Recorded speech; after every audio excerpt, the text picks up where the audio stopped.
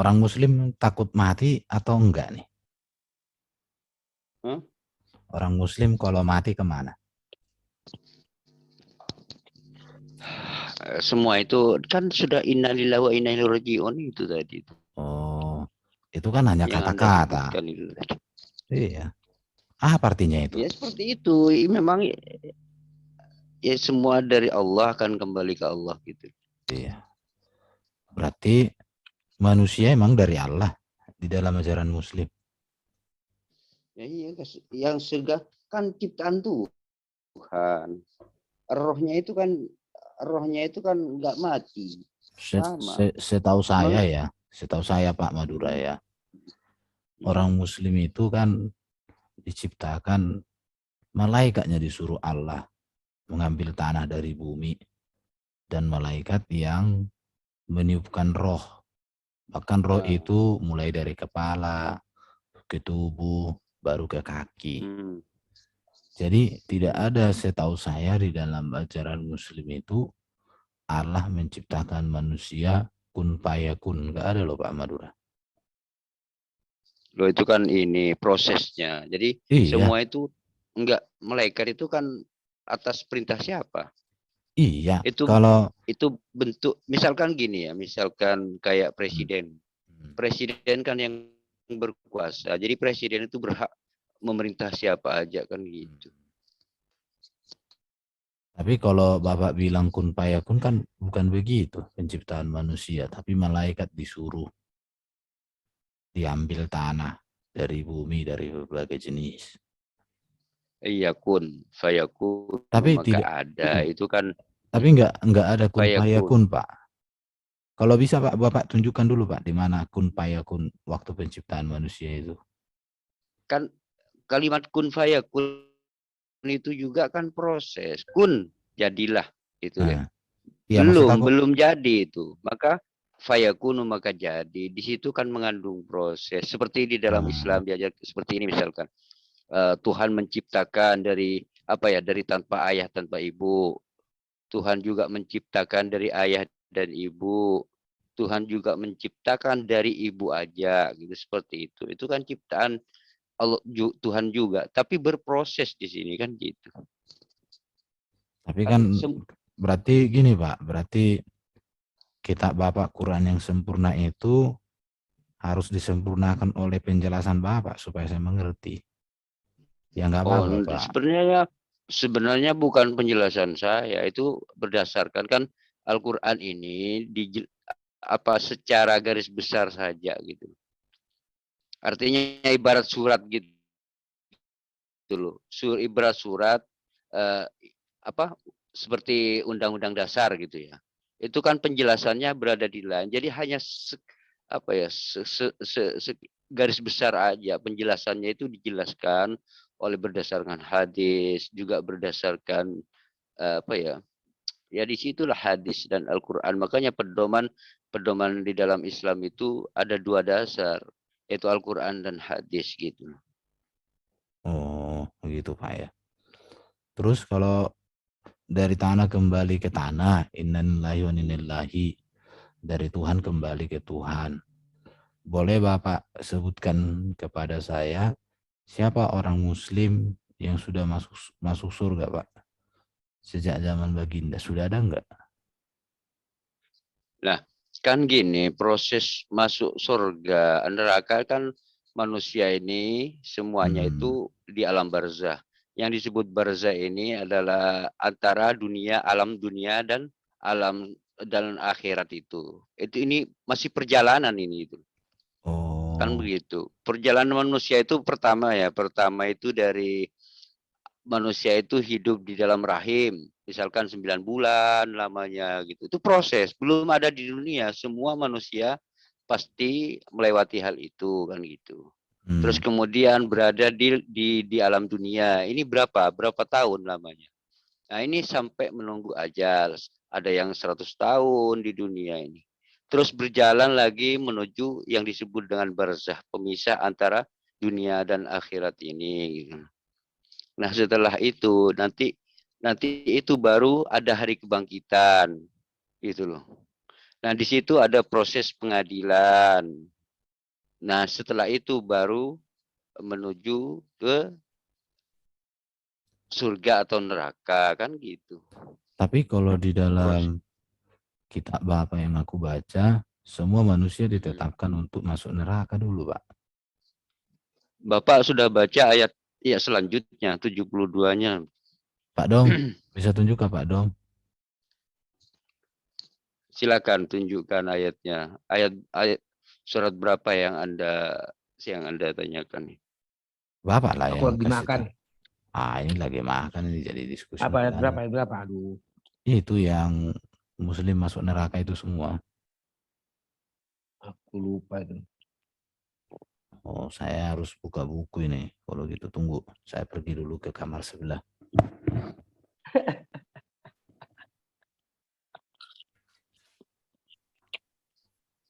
Kak, itu sebenarnya di situ di ayat itu sebenarnya sudah ada jawabannya. Di ayat yang disebut itu biasanya seperti itu. Terus baca ayat Itu Quran setelahnya berapa, itu Pak? adalah jawabannya. Quran berapa, Pak? Quran berapa ya? Gak hafal saya masalah. Tapi saya pernah baca. Bukan Hafiz Quran, Pak ya? Oke. Oh enggak sih. Enggak hafal saya. Enggak hafal Bapak ya. Sebentar ya. Saya lagi buka buku supaya saya tidak asal ngomong-ngomong. Orang Muslim masuk neraka. Karena kan Pak, baginda Nabi saja dia tidak tahu kepastiannya dia masuk surga atau neraka. Tapi kalau ayahnya, ibunya, anaknya, dan para pengikutnya, dia aja nggak bisa ketahui masuk surga atau gimana. Di situ.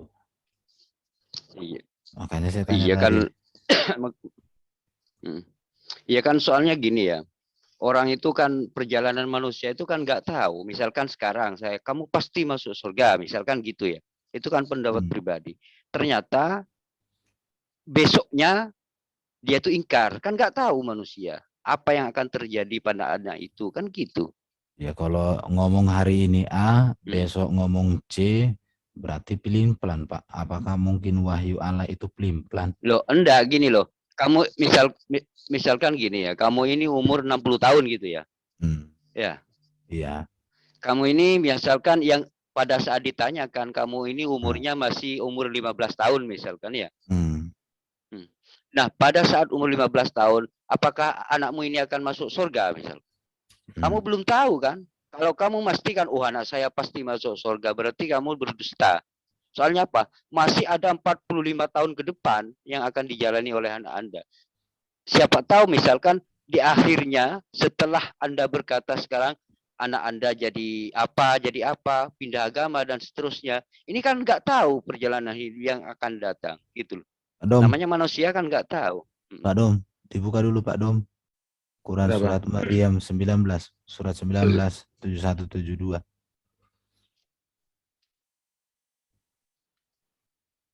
Oh ya, 19 ya. 19, Ya, 7172.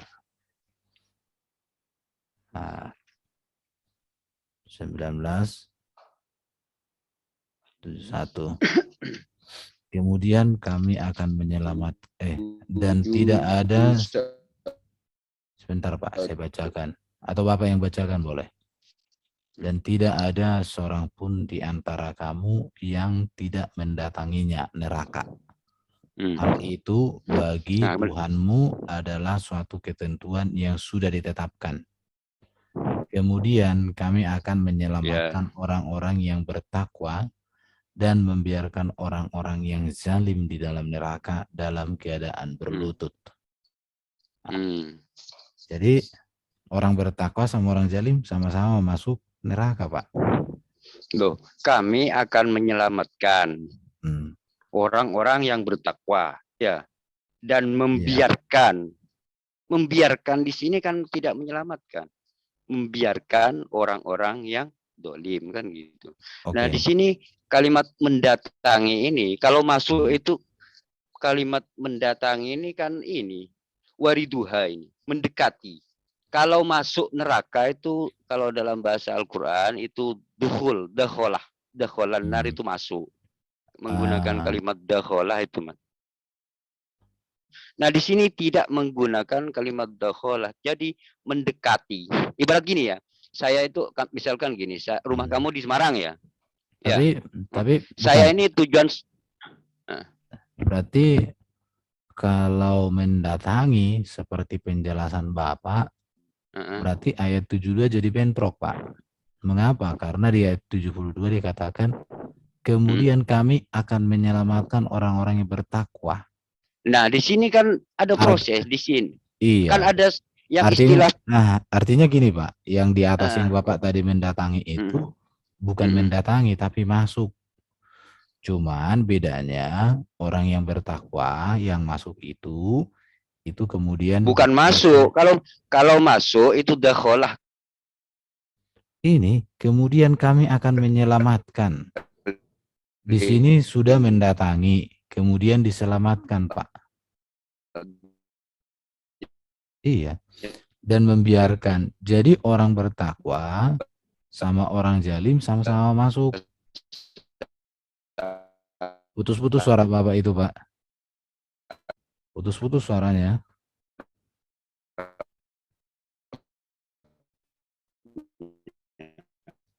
Putus-putus, Pak. Putus. Itu masuk. Nah, begini. Ini sudah, Mas. Masih putus-putus, Pak. Jadi kurang mantap. Halo. Ini, iya. ini. Putus-putus masih. Enggak. Masih putus-putus. Ini udah agak jelas. Jadi gini, Pak ya. Jadi pikiran yang muncul dari ayat tadi itu, baik orang bertakwa maupun orang berdosa, mereka sama-sama mendatangi atau masuk neraka. Orang-orang diberi kesempatan untuk diselamatkan dari neraka, yakni mereka orang-orang berdosa maupun orang-orang bertakwa. Jika ia adalah seorang yang bertakwa, mengapa ia harus masuk neraka terlebih dahulu? Itu pertanyaan. Karena di sini mendatangi, Pak. Ya, saya mendatangi. Iya, kalimat. Bentar. Saya mendatangi Jakarta, berarti saya sudah masuk kota Jakarta itu, Pak. Tidak ada namanya mendatangi hanya dilihat-lihat, itu namanya menatap. Saya mendatangi rumah Bapak, berarti saya harus sampai di rumah Bapak. Iya kan belum tentu masuk kan gitu. Cuman mendatangi rumah kan belum tentu masuk karena kalimat masuk itu dakholah namanya. Itu baru masuk. Nah, kalimat mendatangi dan menyelamatkan di sini adalah dalam Islam itu kan ada yang namanya sirot. Sirot ini adalah penghubung antara tempat yang tadi ditempati sama surga gitu. Nah, di sirot inilah kemudian Allah menolong gitu loh. Dan membiarkan orang-orang dolim tersebut gitu loh. Ya, masalahnya Pak gini ya. Kalau Bapak katakan mendatangi itu hanya natap-natap, berarti nanti ayat 72 ini karena dikatakan diselamatkan perjalanan dari dalamnya. Begini. Iya. Kan begini. Nih, saya jelas. Dari awal manusia itu kan di alam barzah ya.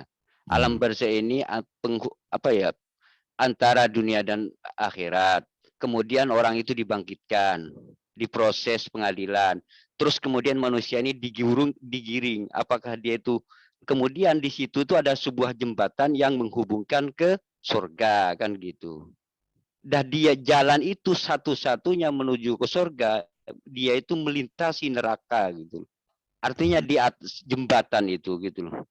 Nah, di sini kemudian Allah akan menolong orang-orang yang takwa dan membiarkan orangnya tujuannya memang mendatang, misalkan neraka itu di utara, surganya itu di sebelah atas misalkan gitu.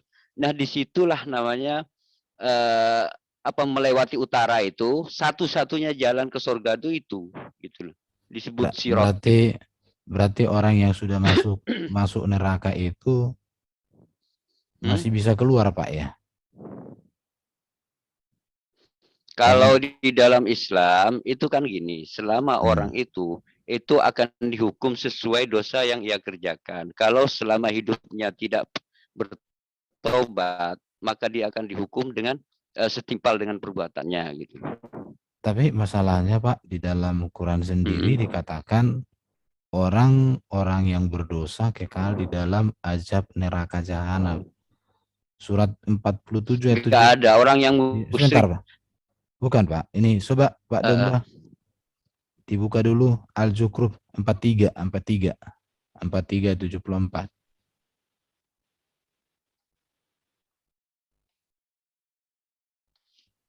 Nah, 4374 ini Pak. Sungguh orang-orang yang berdosa itu kekal di dalam azab neraka jahanam Pak. Yang mana yang benar Pak? Yang bisa kita pegang? Apakah Gimana? ini Al-Zukhruf ini 774, sungguh dikatakan orang-orang yang berdosa itu kekal di dalam azab neraka jahanam.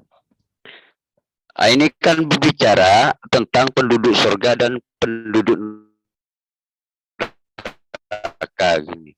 Oh, ini berarti berbicara tentang penduduk surga dan penduduk neraka. Artinya yang disebut penduduk, jika dikatakan penduduk neraka, dia itu menetap selamanya di neraka gitu. Siapa penduduk neraka ini, Pak? Setahu saya baru penduduk neraka ini kan kapan dicipta, Pak? Penduduk neraka kok ada penduduk di sana? Loh, itu kan bagi dosa, setiap dosa manusia itu kan neraka, kan gitu ya. Tapi yang disebut dengan penduduk neraka ini orang yang musyrik, seperti orang-orang yang ingkar kepada Allah dan tidak beriman, itu disebut di dalam istilah ini penduduk neraka itu, kan begitu. Tapi di sini disebutkan Pak orang-orang berdosa. Orang-orang kan, berdosa kan, ya saya katakan dosa itu kan semua berdosa Pak. Karena baginda Nabi juga berdosa. Iya kan, karena ada juga ayat Quran mengatakan, mintalah ampun atas dosamu dan dosa yang sudah kamu lakukan, bahkan yang akan kamu lakukan. Allah sendiri yang ngomong begitu kepada baginda Nabi. Artinya Nabi pernah berdosa. Iya, justru dan, di dalam Islam, yang dimaksud di sini adalah penduduk neraka gitu loh. Artinya dia itu yang ingkar. Tetapi kalau misalkan orang itu masih beriman tapi punya dosa dan dia itu tidak sempat bertobat kepada Allah, misalkan nggak sempat bertobat, tapi dia itu percaya gitu. Tapi dia itu akan dihukum sesuai perbuatannya gitu. Berarti saya lebih setuju kata-kata Bapak daripada kata-kata Quran ini ya. Karena kalau di kata-kata Quran ini kan konteksnya di sini saya bacakan ya. Hai ham dari depan ya, dari ayat, coba Anda baca dari ayat berapa itu? Sebelumnya dari mulai 68-nya ya.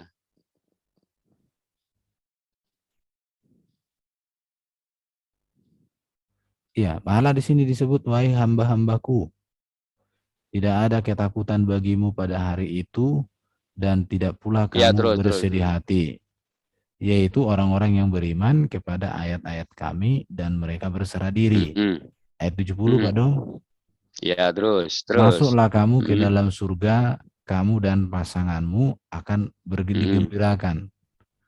Kepada mereka diedarkan piring-piring dan gelas-gelas dari emas, dan di dalam surga itu terdapat apa yang diingini oleh hati dan segala yang sedap dipandang mata, dan kamu kekal di dalamnya. Jadi orang yang hamba-hambanya itu kekal juga di surga. 72. Itulah surga yang diwariskan kepada kamu karena perbuatan yang telah kamu kerjakan. Di dalam surga itu terdapat banyak buah-buahan untukmu yang sebagiannya kamu makan. Sungguh, orang-orang yang berdosa itu kekal di dalam azab neraka jahanam. Jadi orang yang di surga kekal Pak, orang yang di neraka kekal. Sementara di ayat tadi dikatakan bahwa semua orang itu dikatakan di dalam ayat Quran 1971-72 dan tidak seorang pun daripadamu melainkan akan mendatangi neraka itu. Hal itu bagi Tuhanmu adalah suatu kemestian yang telah ditetapkan. Kemudian kami akan Ya menyelamatkan. tidaklah. Jadi perbedaannya Pak di sini, di satu ayat dikatakan orang-orang itu kekal di neraka. Tapi di ayat lain dikatakan orang di neraka itu nanti diselamatkan sebagian yang bertakwa dengan yang tak bertakwa. Saya jadi tidak tahu mau pegang yang mana Pak. Apakah ayat Quran ini digugurkan oleh ayat Quran atau bagaimana ya Bapak lah yang bisa memutuskan itu. Lah Karena enggak, ini kan kalau baca satu ayat di sini kan ada jawabannya sebenarnya. ya justru karena kita baca tadi mulai dari ayat 68 itu Iya, justru ini ada dua ayat golongan ini Pak. sebenarnya enggak Iya. begini. Sebenarnya ayat ini mulai dari 68 sampai 80 ayat itu konteksnya itu. Ya udah kita baca sampai 80 Pak. 74. Ya, coba. Sungguh orang-orang yang berdosa itu kekal di dalam azab neraka jahanam. Tidak diringankan azab itu dari mereka dan mereka berputus asa di dalamnya. Jadi tidak ada keringanan kalau orang berdosa masuk neraka, Pak. Dan Ya, terus tidaklah silakan. kami menjalimi mereka, tetapi mereka lah yang menjalimi diri mereka.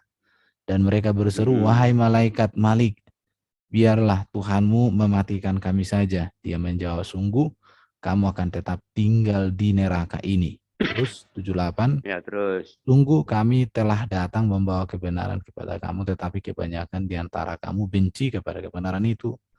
Ataukah mereka telah merencanakan suatu tipu daya jahat, maka sesungguhnya kami telah berencana mengatasi tipu daya mereka. Ayat 80. Ataukah mereka mengira bahwa kami tidak mendengar rahasia dan bisikan-bisikan mereka? Sebenarnya kami mendengar dan utusan-utusan kami malaikat selalu mencatat di sisi mereka. Justru Pak, orang-orang berdosa itu Pak kekal di sana Pak. Nah, di sini intinya kan tadi disebutkan laqad ji'tukum bil haqqi. Sebenarnya sudah datang kepadamu kebenaran, tapi kamu membenci kebenaran itu. Artinya di sini bukan orang yang iman, bukan hanya karena dosa, tapi dia itu menolak kebenaran dan membencinya bahkan gitu. Tapi masalahnya Pak, iya, kalau Bapak mengatakan demikian, ayat 71 di surat Maryam tadi, 19:71-72, dan tidak ada seorang pun daripadamu, melainkan akan mendatangi neraka, Pak. Tidak ada seorang pun daripadamu, melainkan akan mendatangi neraka. Di sini menjadi pertanyaan saya. Iya, kan di situ menggunakan kalimat wariduha. Wariduha ini bukan dukhul. Kalau di dalam Islam, semua yang dikatakan masuk neraka itu menggunakan dekholan nar, masuk neraka gitu. Itu baru masuk. Tapi kalau penggunaan kalimatnya wariduha itu belum masuk. Dia tuh mendatangi karena di situ adalah proses menuju ke surga yang disebut dengan sirotol mustaqim itu di situ gitu. Kalau misalkan masuk neraka, coba Anda tadi apa ya? Ada masuk neraka tadi. Iya. Jadi gini kan, karena kalau saya katakan itu kan di dalam surat 47, 43, 74 ya. Ayat 7 berapa? Orang yang masalah di dalam surga itu dikatakan kepada ini ada yang Anda baca tadi masuk surga atau masuk neraka? Kalau di Jukrut 43, yang 74. Tadi yang dibacakan tadi. Itu kan masalah kekal. Ada yang enggak yang dimasukkan ke neraka gitu maksudnya? Di dalam surah 19:71-72, dan tidak ada seorang pun daripadamu akan mendatangi neraka. Itu penggunaan kalimatnya. Penggunaan kalimatnya kan wariduha itu bahasa Arabnya. Wariduha itu mendekati. Atau ini belum sampai masuk kalimat wariduha itu, tapi mendatangi tok gitu. Belum masuk. Tetapi kalau sudah dakholan nar, itu sudah pasti masuk gitu loh. Itu bahasa Arabnya gitu. Bahkan Pak, kalau kita mau lihat lagi ya, di dalam hadis Sahih Muslim 1, nomor 162, ayah baginda Itu di neraka, Pak. Bahkan Gimana juga maksudnya itu? Coba. dikatakan di hadis Sahih Muslim 1, volume 1 Ah, nomor 162, dikatakan di situ Anas rajulan ka'ala ya Rasulallahi sa'aina abi kala fina ari falamwa kafadu fakala inna nabi wa abaka finar. Seorang laki-laki bertanya kepada Rasulullah, di mana bapakku? Jawab Nabi, di neraka. Ketika orang itu berlalu, Nabi memanggil seraya berkata, sesungguhnya bapakku dan bapakmu di neraka. Ini orang bapaknya Nabi. Berarti bapaknya Nabi ini belum beragama, Pak, ya, berarti ya. Baru di dalam hadis Sahih Muslim volume 2 nomor 924. Nabi memohonkan ampun bagi ibunya tetapi ditolak. Dari Abu Hurairah katanya, pada suatu ketika Rasulullah Sallallahu Alaihi Wasallam ziarah ke kubur ibunya lalu menangis. Maka menangis pula orang sekelilingnya. Kemudian beliau berkata, aku mohon izin kepada Tuhanku untuk memintakan ampun bagi ibuku, tetapi tidak diperkenankannya. Kemudian memohon izin untuk menziarahi kuburnya, maka diperkenankannya bagiku. Karena itu pergilah kalian ke kuburan, karena hal itu mengingatkan kalian kepada maut. Jadi baginda Nabi mengatakan bahwa ibunya juga nggak diampuni. Baru nanti di hadis Sahih Bukhari volume 3 nomor 1261. Nabi pun bukan nggak diampuni Nabi Muhammad. Itu bukan nggak diampuni, Bu. Nabi Muhammad dilarang memintakan ampun ibunya. Tapi boleh menziarah gitu. iya, Bukan masalah nggak diampuni di sini. Cuman Nabi di Muhammad sini Pak ini artinya di dikatakan, sini. aku mohon izin kepada Tuhanku untuk memintakan ampun bagi ibuku, tetapi tidak Di diperkenankan. situ kan memohon izin untuk minta ampunan. Karena di dalam Islam orang itu harus bertobat itu dirinya sendiri gitu loh. Misalkan Oh, saya bersalah berdosa, ya saya bertobat gitu loh. Seperti itu. ya sudah Pak, nggak apa-apa. Baru di hadis Sahih Bukhari volume 3 nomor 1261. Nabi pun tidak dapat menolong anaknya sendiri. Hai Fatimah putri Muhammad, mintalah kepadaku harta, sebab saya tidak dapat menolongmu sedikit pun dari siksa Tuhan kelak. Nah, hadis itu.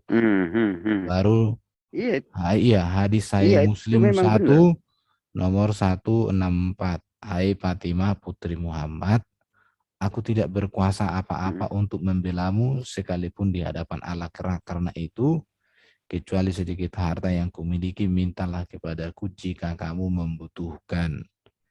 Jadi artinya baginda Nabi itu juga di sini kita lihat tentang bapaknya dan ibunya dan anaknya sendiri, masalah keselamatannya tidak bisa.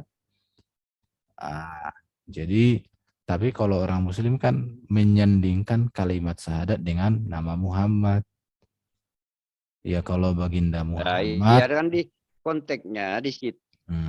Konteksnya di situ artinya gitu. Nabi Muhammad itu tidak bisa menghalangi siksa Allah gitu loh. Misalkan gini, kalau Allah sudah menetapkan siksa pada siapapun, walaupun pada siapapun, Nabi Muhammad tidak bisa menghilangkan Pak Domba, bisa nggak di-share lagi Pak? atau menolong gitu. Kalau sudah Allah menetapkan kan gitu. Artinya Nabi Bisa di-share nggak Pak Domba? Surat 28 ayat 56. 28. Iya, surat 28 ayat 56 ini. 28. 28. Iya, 28 56.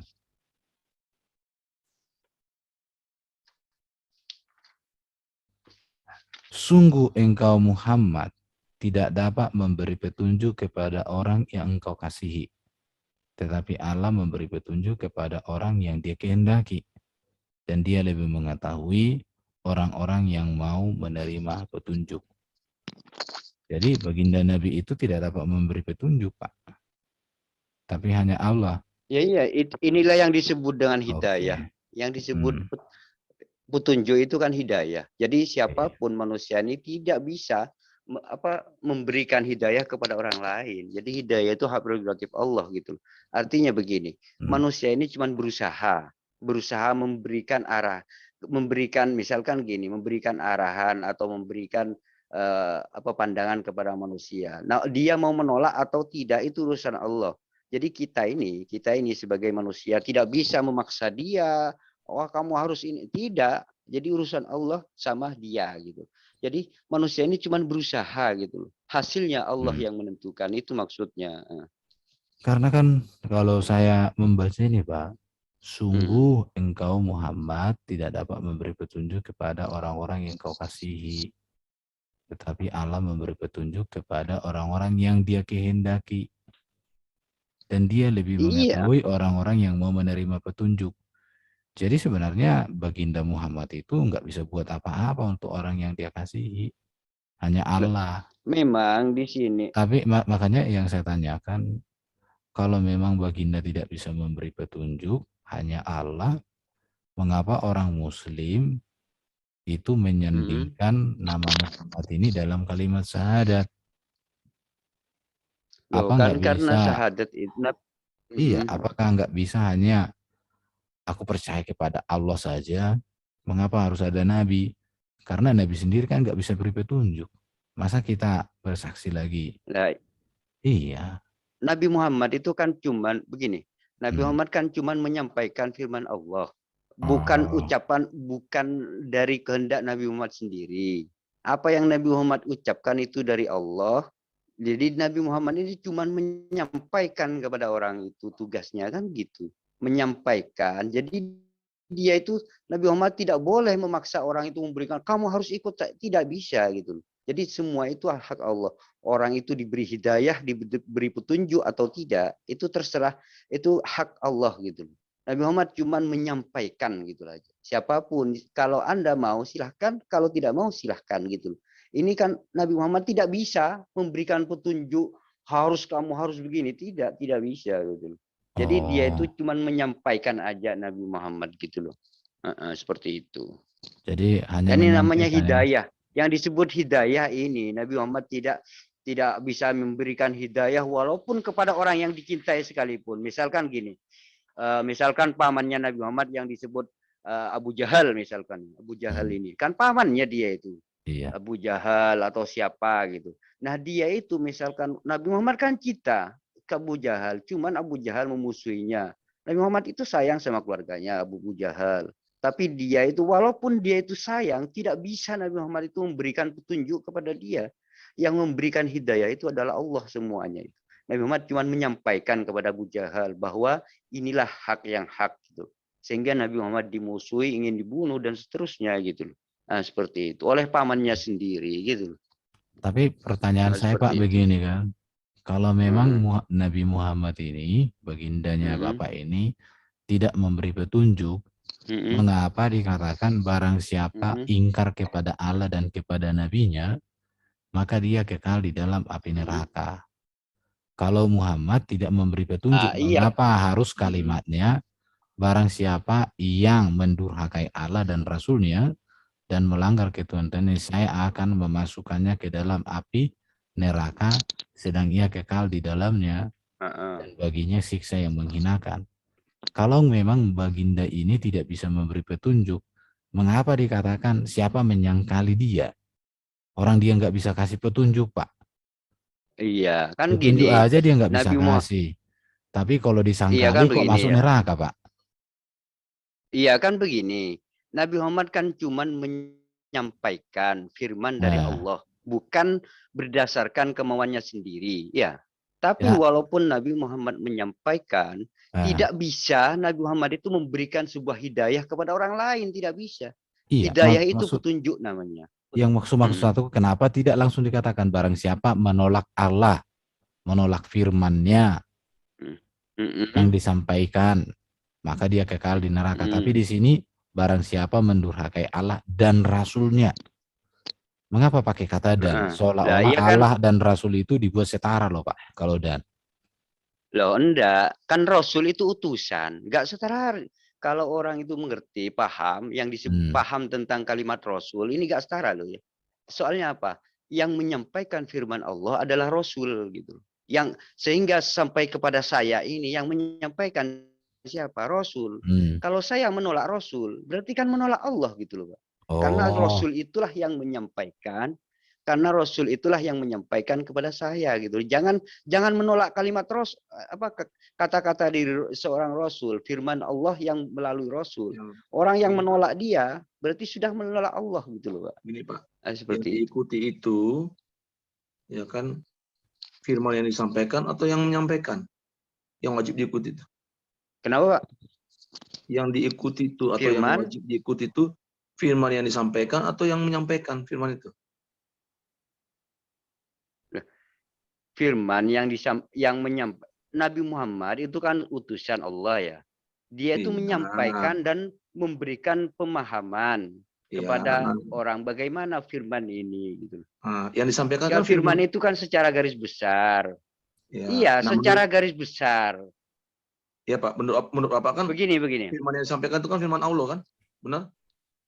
Iya, betul. Oke. Nah, makanya pertanyaan saya tadi, yang wajib diikuti firman yang disampaikan itu atau yang menyampaikan firman itu? Yang wajib diikuti. Iya. Ya keduanya, karena apa? Loh, Karena keduanya? yang menyampaikan, loh iya kan yang masa Anda menolak firman tapi nggak mau menolak sama orang yang berkata, kan ya apa? Misalkan gini, misalkan ada firman Allah, aqimis sholah, kerjakan sholat. Kan kita kalau firmannya sebegitu aja, kita kan nggak paham. Kemudian yang menerima firman siapa? Nabi Muhammad. Tentu Nabi Muhammad yang lebih paham tentang sholat. Kan gitu. Yang menerimanya itu lebih paham daripada saya, kan gitu. Bagaimana prakteknya sholat? Maka dicontohkan oleh Nabi Muhammad SAW, sholat ini seperti ini, gitu loh. Nah, maka kemudian saya mengikuti apa yang Rasulullah contohkan, gitu loh. Iya. Sehingga ada sholat seperti sekarang. Yang diikuti itu firman Allah itu atau yang menyampaikan itu, Pak? Keduanya. Kok keduanya? Contohnya gini, saya mau Jadi karena misalkan Pak, enggak saya mau ada contoh gini ya.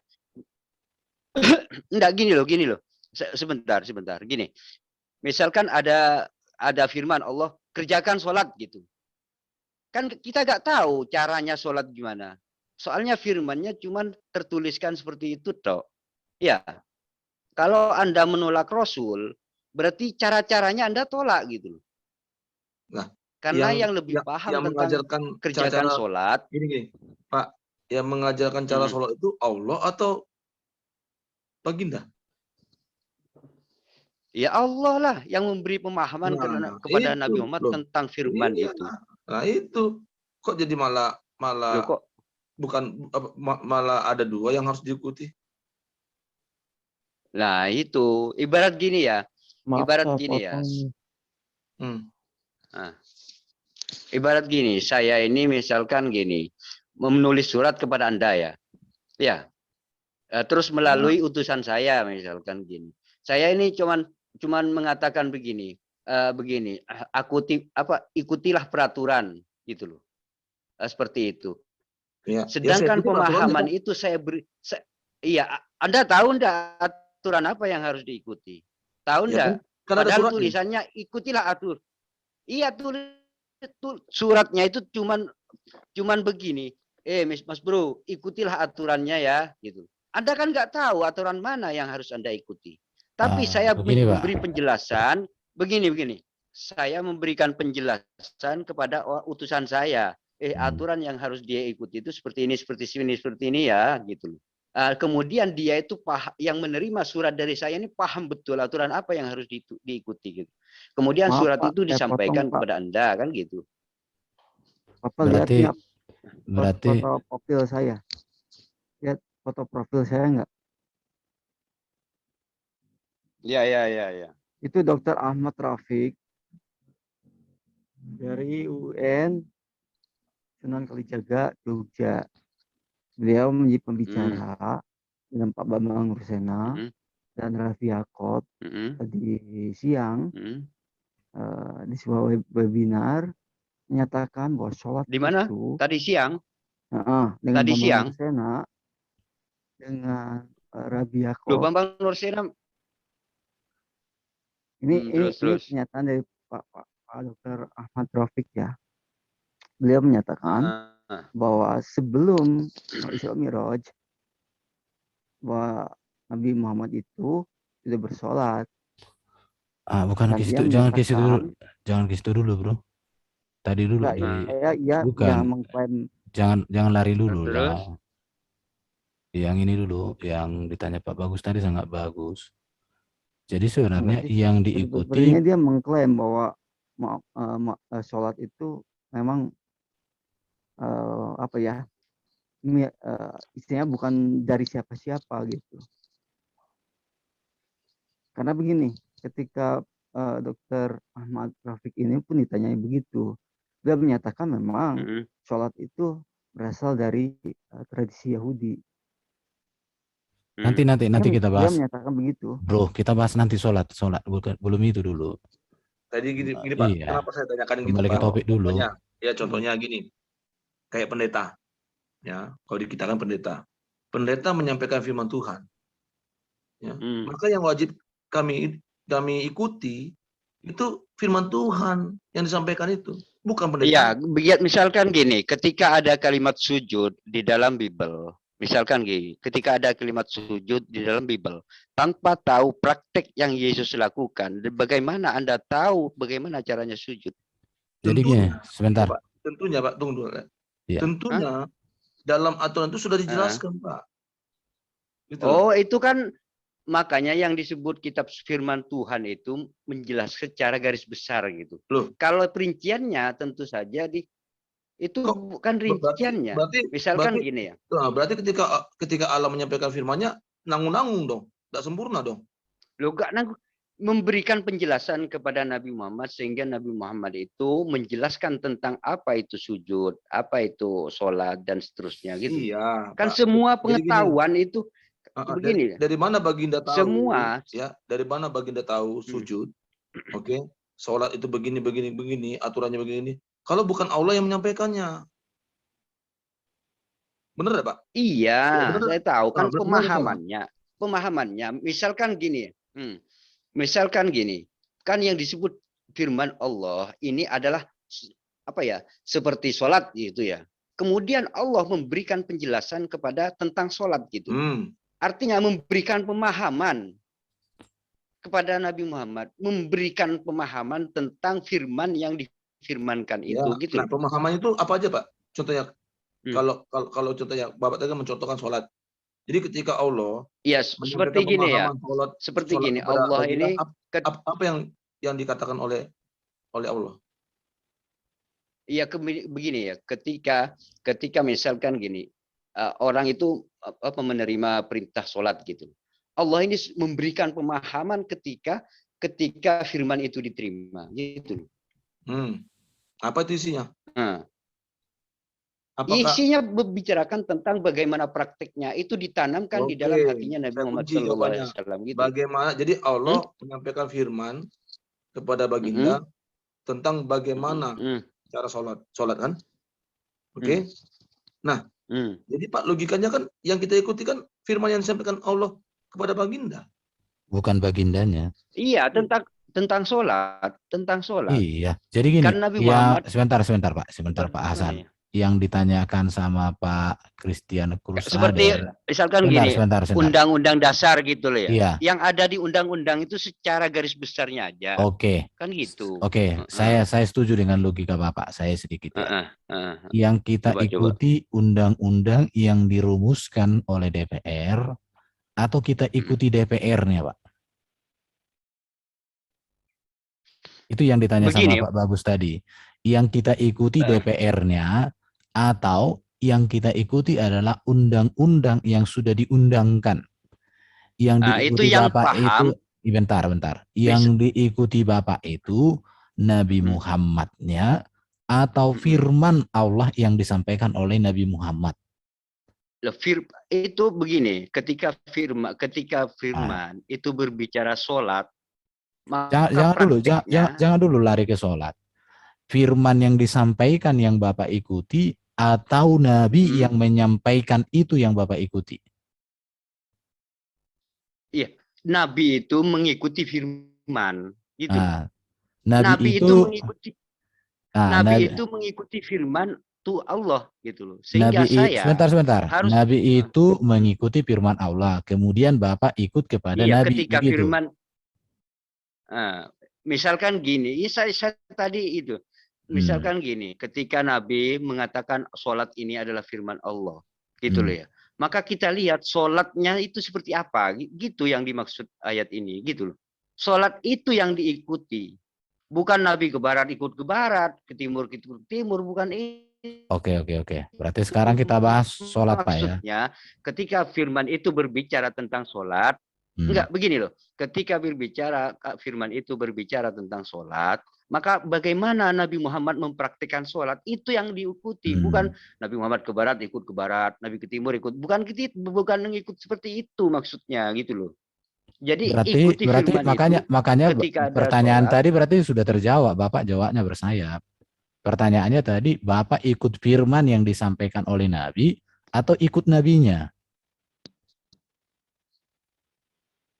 Kan itu yang ditanya tadi. Tapi dari penjelasan Bapak itu, Bapak ikut sebenarnya firman, tapi di satu sisi, makanya saya pertanyaannya tadi kan, mengapa awalnya belum paham Anda? Sebenarnya belum paham.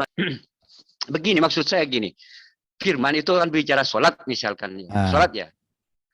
Itu Nabi Muhammad cara sholatnya gimana gitu? Oh seperti ini. Itu yang dimaksud diikuti gitu loh. Makanya mengikuti Allah, percaya pada firman, juga praktek yang dipraktekkan oleh Nabi itu diikuti juga gitu loh. Praktek firmannya seperti apa? Itu diikuti, bukan berarti Nabi makan ikut makan, Nabi ini ikut. Berarti kalau gini Pak ya, firman, seperti itu. Berarti firman Allah yang diberikan kepada Nabi itu bukan hanya yang tertulis di Quran, tetapi juga yang dipraktekkan, dilakukan oleh baginda. Apakah begitu, Pak? Nah, semua itu makanya di dalam Islam itu semua itu yang itu adalah yang saya tanya itu firman Allah yang dari Allah semua. Iya, firman Allah yang Bapak taati itu yang tertulis di Quran atau yang dilakukan juga dipraktekkan oleh baginda Nabi. Itu sama-sama firman Tuhan juga begitu? Halo, Pak. Halo. Nah, saya berikan ini. Iya, halo. Secara misalkan ya ditulis di dalam Al-Quran. Saya ulangi dulu, mana tahu putus-putus tadi suara saya, Pak. Saya ulangi dulu ya. Yang Bapak ikuti itu, ya, yang Bapak ikuti itu, apakah firman Allah yang disampaikan melalui baginda Nabi atau firman Allah yang disampaikan melalui Nabi plus yang dipraktekkan oleh Nabi, begitu Pak? Iya, apa yang dipraktekkan oleh Nabi itu adalah penjelasan daripada firman itu gitu loh. Oh. Nabi pun mengikuti firman gitu loh. Oke, tadi karena oke, saya sudah nanggap Pak. Berarti kalau Bapak mengikuti yang tertulis di Quran plus yang dipraktekkan oleh Nabi dan Bapak tadi kutip sholat, mengapa Bapak katakan bahwa Bapak mengikuti sholat baginda? Sementara di Quran tidak ada sholat 5 waktu, Pak. Yang ada itu di ijtima ulama, Pak. Ijtima ulama itu kan bukanlah teladan baginda. Kata siapa? Ada, sebenarnya ada. Coba sebenarnya Bapak di mana Pak sholat 5 waktu dalam Quran? Bapak bisa bimbing kita Pak untuk mengerti di mana? Ada, gini loh. Di dalam Al-Quran di situ dijelaskan, saya lupa ayatnya. Di situ dijelaskan sholatlah kamu di pagi hari, di petang hari, kemudian di waktu saat terbenam dan malam, dan kemudian di pertengahan hari. Seperti itu dijelaskannya, seperti itu. Gitu iya, cuma 3 Pak. Cuma 5. Coba Bapak berikan ayatnya Sebenarnya di mana, sudah Pak? 5. Di mana, Pak? Itu 5-nya. Itu Pak Dom, bisa share ayatnya, Pak Dom? Al-Quran. Ya itu kan satu ayat. Yang Anda mungkin yang Anda ketahui cuma satu ayat. Karena Ya. Al-Quran itu kan bukan satu ayat. Iya, Bapak tunjukkan semua ayat-ayatnya, Pak. Nggak apa-apa. Kalau bicara, iya. Karena Agil Sirak, seorang profesor dan seorang ulama muslim mengatakan bahwa perintah sholat itu adalah, perintah sholatnya ada, tapi sholat 5 waktu itu adalah istimewa ulama. Dan tadi Bro Jason mengatakan bahwa Dr. Ahmad Rafiq mengklaim bahwa perintah sholat itu bukan lagi barang baru di zaman Muhammad, tapi itu sudah ada di zaman Yahudi dan gereja ortodoks, Pak. Sholat dengan jam-jamnya itu, dengan tata cara sholatnya, Pak. Itu bukan barang baru. Tapi sekarang Bapak coba tunjukkan, Pak. Kalau ya sebentar, ini tak cari dulu. Ini Al-Qur'annya, dah lupa saya. Iya.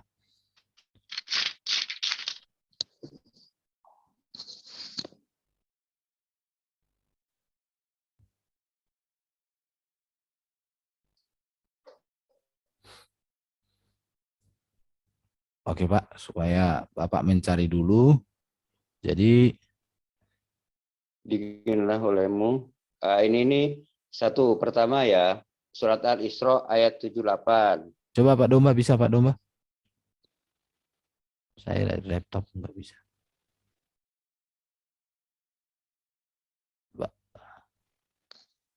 Al-Isra itu surat berapa itu, Pak? Al-Isra itu surat berapa ya? Bukan 3 aja Al-Isra gitu. Lupa surat berapa itu. Kalau nggak salah 17 kalau nggak salah. Al-Isra ya. Saya lihat ini. Al-Isra. Iya, Al-Isra itu 17. Ayat berapa, Pak? Ayat 78 itu pertama.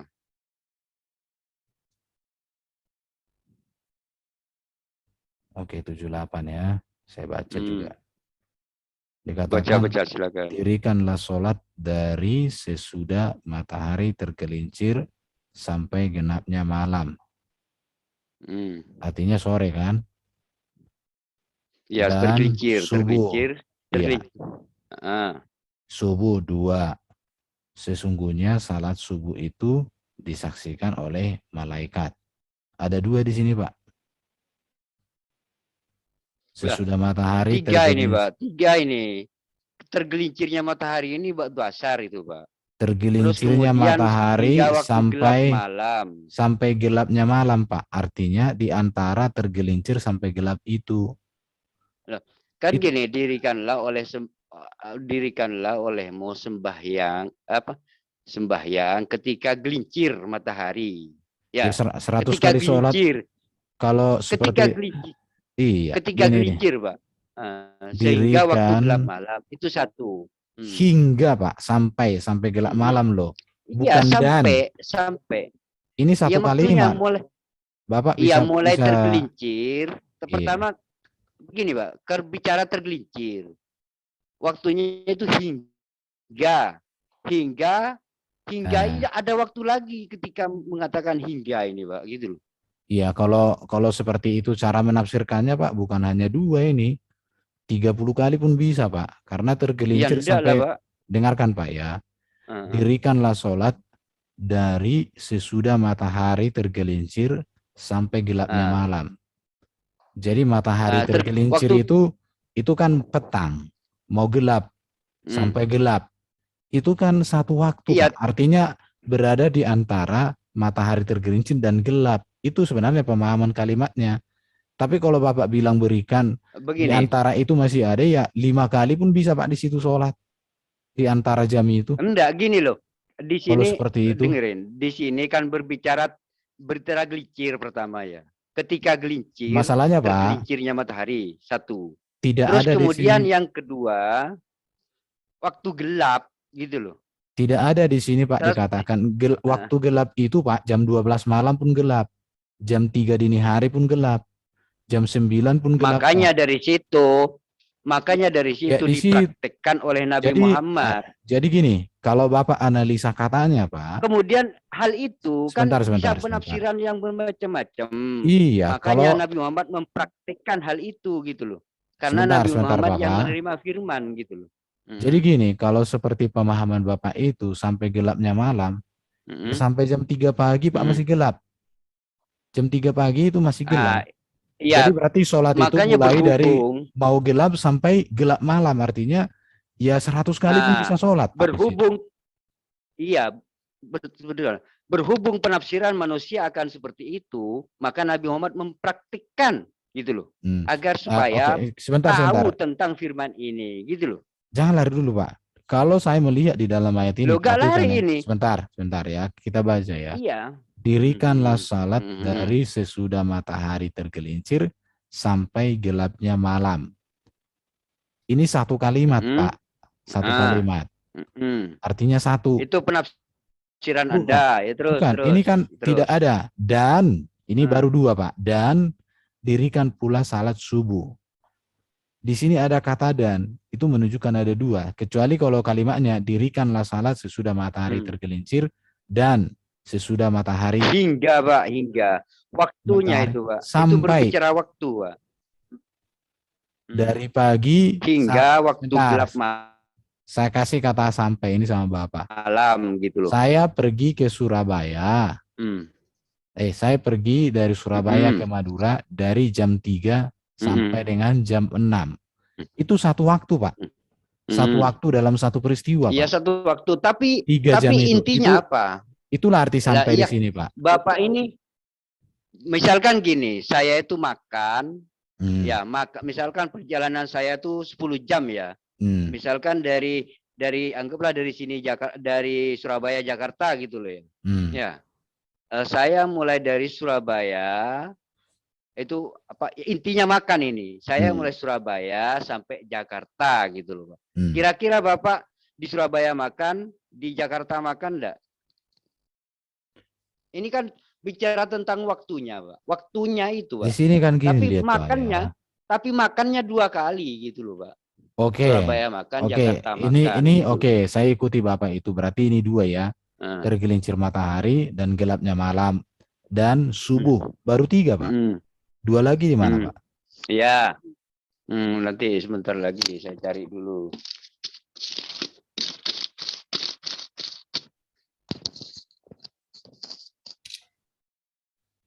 Kalau nggak salah itu di surat Hud. Surat Hud. Surat Hud itu apa itu, Pak? Ya, tulis saja surat Hud, ayat surat keberapa itu ya. Soalnya di sini Al-Quran Mushaf, jadi nggak ada surat keberapa-berapa, yang ketiga ini. Itu baru 2, baru 3, Pak. Hud. Oh, saya bacakan ya. Bapak baca nomor berapa, Pak, itu? Surat Al-Hud itu. Itu surat 114. Mana ya? An-Nas, Pak, kalau 114. Bukan surat 114, ayatnya 114. Ya, suratnya. Hud. Suratnya itu Hud. HUD. HUD. KS Hud gitu aja langsung tulis. Saya buka aplikasi, Pak. Al-Hud. Enggak. Jangan pakai al, Hud to. Hud to.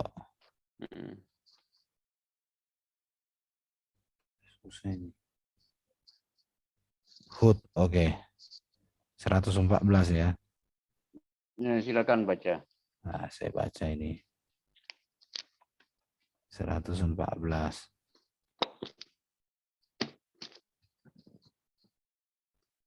Dan dirikanlah salat itu pada kedua tepi siang, pagi dan petang. Paham? Tepi siang kan? Dirikanlah salat itu pada kedua tepi siang. Maksudnya apa nih, Pak? Kedua tepi siang. Kedua tepi siang. Iya. Ya maksudnya siang hari itu, Pak. Siang hari maksudnya, Pak. Pada kedua tepi siang dan Siang sebagian hari. malam. Malam itu kan tadi sama itu. Malam. Lah, Sesungguhnya. kalau dalam Islam, sholat malam itu ada berapa, Pak? 2, Pak. Malam itu. Nah, oke, 2. Malam menjelang malam itu. Dan kan sama tadi 1, ini 1. Iya, dirikanlah sholat pada kedua tepi siang dan sebagian dari malam. Sesungguhnya perbuatan baik menghapuskan perbuatan buruk. Demikian itu peringatan. Sekarang kita bertanya, Pak. Surat Hud ini dengan surat yang tadi Bapak apa itu, turunnya itu jaraknya gimana, Pak?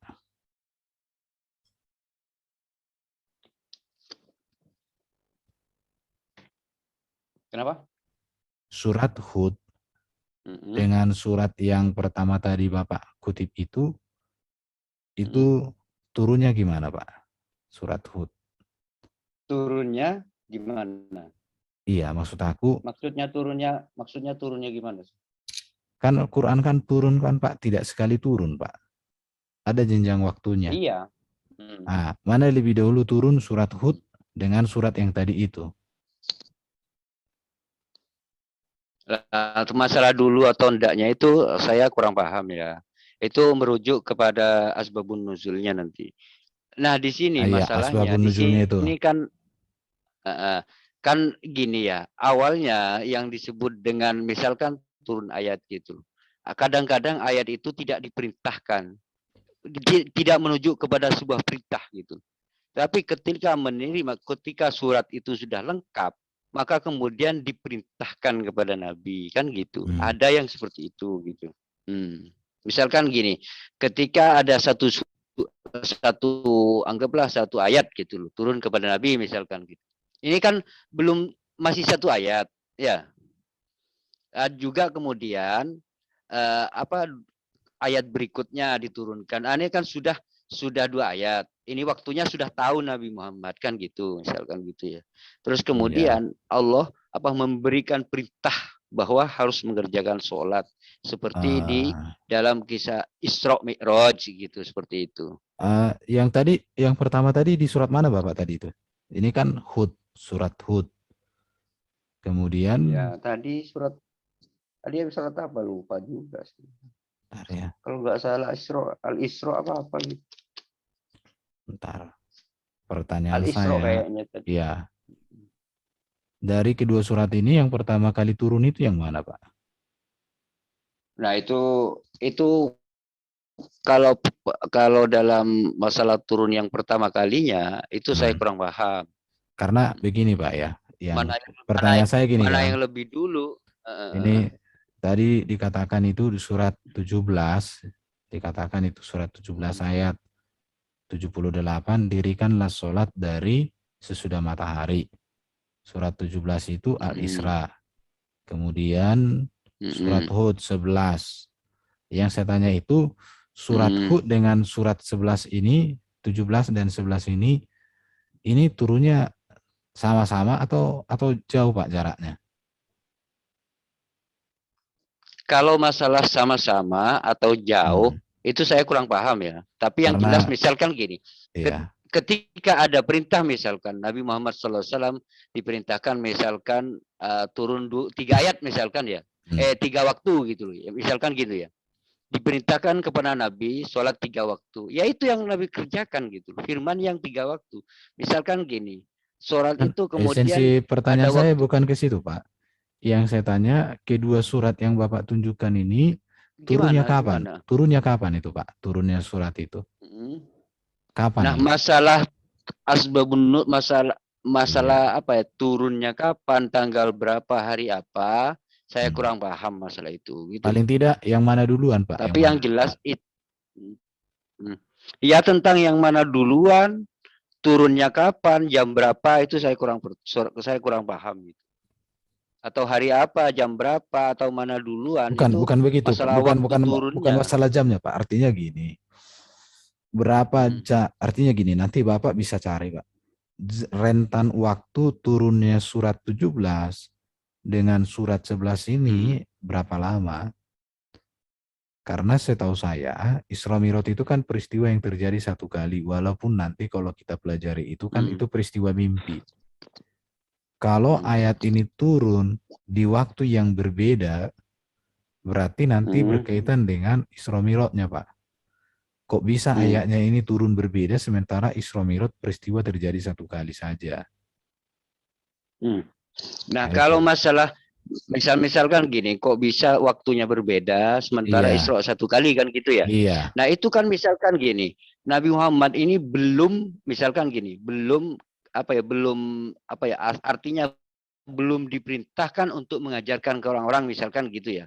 Salat ini ya gitu. Enggak, ya enggak nah, bisa kemudian begitu dong, untuk Pak. Menurut saya kalau seperti itu caranya kok bisa Bapak. gitu gimana?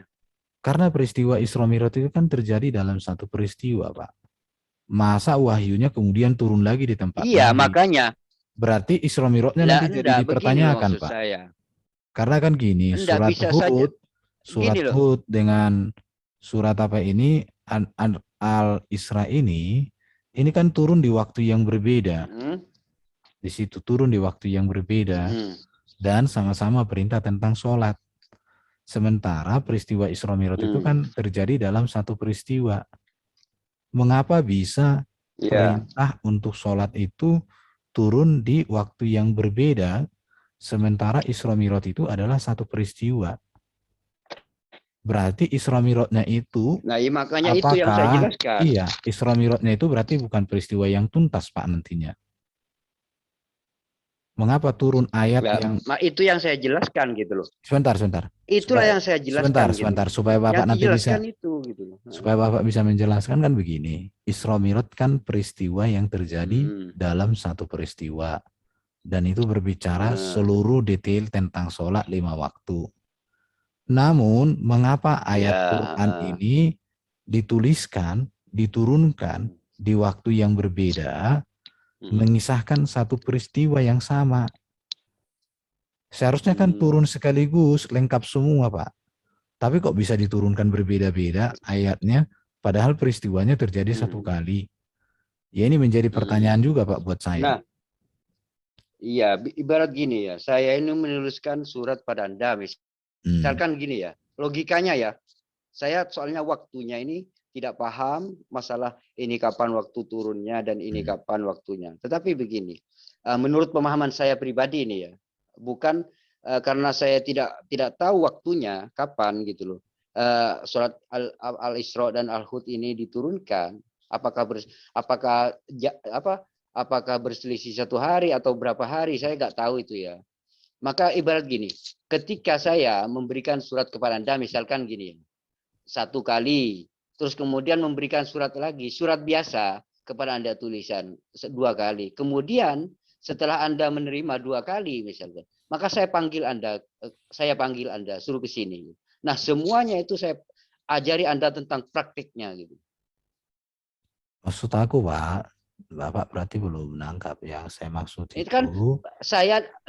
Kan saya manggil Anda cuma 1 kali. Sementara surat saya berikan kepada Anda 2 kali, kan gitu. Bukan. Peristiwa Isra Mi'raj, sebentar, Pak. Peristiwa Isra Mi'raj itu 1 kali atau 2 kali, Pak? 1 kali. Oke. Terus mengapa ayatnya kok bisa turun 2 kali? Nah, itu makanya surat yang saya berikan kepada Anda ini kan 2 kali. Tapi saya memanggil Anda 1 kali gitu. Nah, sekarang kan begini. Berarti surat ini, Pak, kan setahu saya Quran ini kan dituliskan sesuai dengan apa yang disampaikan oleh Jibril kepada Nabi, Pak. Khususnya Isra Mi'raj dikatakan bahwa itu kan dikatakan perjumpaan baginda sama Allah kan. Persoalannya gini, setiap ayat Quran itu turun saat peristiwa itu terjadi. Langsung ditulis, langsung dihafal. Langsung dihafal. Terus begini, mengapa satu peristiwa ini tapi ayat Qur'annya diturunkan pada 2 peristiwa yang berbeda? Karena surat Al-Isra dengan Al-Hud ini kan turunnya berbeda-beda, Pak. Dituliskannya berbeda-beda. Iya, Tapi kan peristiwanya saya, satu kali. Kenapa bisa begitu? iya Apakah makanya Isra itu. Mi'rajnya itu, karena kan gini, ayat-ayat tentang sholat itu diterima hanya ketika peristiwa Isra Mi'raj, bukan di luar peristiwa Isra Siapa Mi'raj. bilang Nabi menerima perintah sholat? Maksudnya Iya. perintah ini, cara Iya. mengerjakan sholat gitu loh. Iya. Perintahnya. Perintah sholat itu, Diperintahkan gitu loh. perintah sholat itu bukannya turun ketika Isra Mi'raj itu, dapat itu. Perintah sholat itu diterima langsung oleh Nabi kan gitu. Iya, kan peristiwa Isra Mi'raj kan. Ya, yang disebut di sini kan berbicara tentang Al-Quran yang disampaikan oleh malaikat Jibril kan gitu. Bapak ini. Sedangkan enggak, Al-Quran ini kan wahyu dari Allah. Kemudian Berarti wahyu, memberikan maksud aku gini, wahyu ini diterima bertahap-tahap, iya kan? Iya, selama 23 tahun. Mengapa? Kemudian bukan, pertanyaan saya tadi, mengapa dua ayat perintah tentang sholat ini diturunkan pada waktu yang berbeda? Padahal peristiwa Isra Mi'raj itu adalah satu peristiwa saja, bukan dua peristiwa yang berbeda.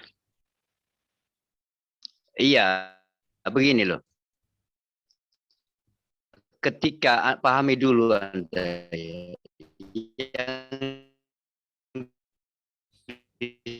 Putus-putus Pak suara Bapak itu.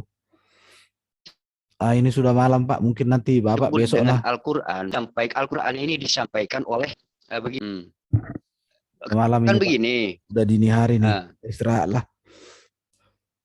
Udah ngantuk aku. Iya. Nanti besok lah kita lanjut Pak. Sudah mulai nggak konsen kuliah Bapak juga. Nanti besok saya akan. Kalau saya masih sehat ini. Iya, oke Pak. Nanti kapan-kapan. Halo teman-teman, ada yang mau diskusi sama Pak Hasan ini? Silakan.